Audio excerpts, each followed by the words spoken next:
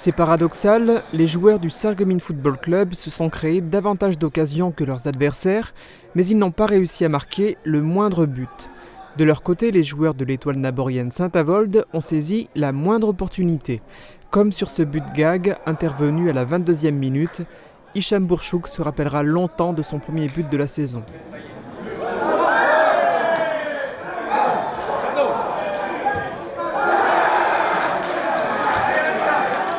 Lors de ce premier match de la saison de Régional 1, les deux équipes ont offert aux spectateurs du Stade de la Blise un assez beau spectacle en se créant de multiples occasions.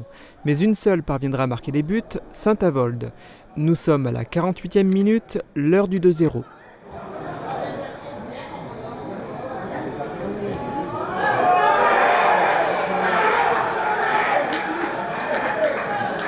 Dans le football, il y a des règles simples. D'abord bien défendre. Et puis éviter de faire des cadeaux, parce qu'on fait quand même, le premier c'est une offrande, c'est quasiment un but contre notre camp. Le deuxième c'est pareil, on n'est pas attentif, ça joue vite, but. Il y aura effectivement un troisième but d'inscrit par les joueurs en maillot rouge à la 82e. Si les Sarregueminois semblaient fébriles pour leur premier match de championnat, ce n'était pas le cas de leurs adversaires. En témoigne cette réalisation, elle part d'un magnifique travail de Yanis Basliman. Tous ses supporters pensaient qu'il était capable d'apporter le danger et il ne les a pas déçus. C'est toujours bien de commencer la saison par une victoire, ce qui a été le cas aujourd'hui. Après, la satisfaction, c'est que le travail qu'on mène depuis des semaines, voire même des années précédentes, commence à porter ses fruits. La majorité de l'équipe est composée de joueurs formés au club. La moyenne d'âge aujourd'hui à Saint-Avold, c'est 21 ans et 8 mois.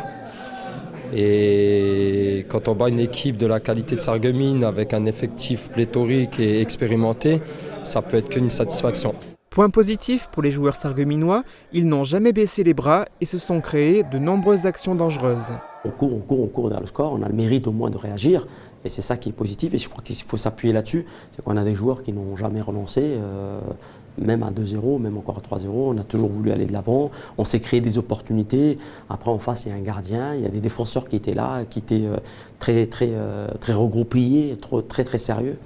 Donc voilà, après c'est comme ça, il faut penser au suivant. Le prochain match du SFC en championnat R1 se déroulera le mercredi 16 septembre à 20h. Les Fayenciers se déplaceront alors à Nousvillers.